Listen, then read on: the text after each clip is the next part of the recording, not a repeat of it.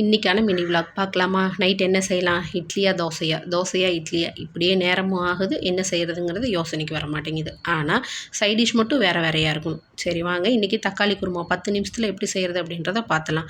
Mixie jar எடுத்துக்கோங்க, 2 spoon போட்டுக்கலாம், 2 spoon தேங்காய், 2 பச்சை மிளகா, கொஞ்சம் சோம்பு, பட்டை ஏலக்காய் தூள். அப்படி பட்டை ஏலக்காய் தூள் இல்லை அப்படின்னா பட்டை ஏலக்காய் ரெண்டையும் வந்து ஸ்பைசஸாக சேர்த்துட்டு கொஞ்சம் தண்ணி விட்டு கொரகொரப்பாக அரைச்சி எடுத்துக்கோங்க. 5 நல்ல பழுத்த தக்காளியை நல்லா கையால் கரைச்சி எடுத்துக்கணும். கட்டாயம் மிக்சியில் அரைக்கக்கூடாது, கையால் கரைச்சா மட்டும்தான் டேஸ்ட்டு சூப்பராக இருக்கும். கரைச்சி எடுத்ததுக்கப்புறமா 1 ஸ்பூன் மிளகாய்த்தூள், 1 ஸ்பூன் மல்லித்தூள், கொஞ்சம் தேவையான அளவு உப்பு சேர்த்துட்டு அரைச்சி வச்சுருக்க விழுதியும் சேர்த்து நமக்கு தேவையான அளவு தண்ணி ஊற்றி நல்லா கலந்து வச்சுக்கோங்க. இது அப்படியே இருக்கட்டும். இப்போ கடாயில் தேவையான அளவு எண்ணெய் ஊற்றிட்டு ஒரே 1 ஸ்பூன் கடுகு, ஒரே ஒரு பல்லாரி வெங்காயம், கொஞ்சம் கருவேப்பிலை சேர்த்துட்டு நல்லா வதங்கி வந்ததுக்கப்புறமா கரைச்சி வச்சுருக்கிறத சேர்த்துட்டு உப்பு காரம் எல்லாம் செக் பண்ணி பாருங்கள்.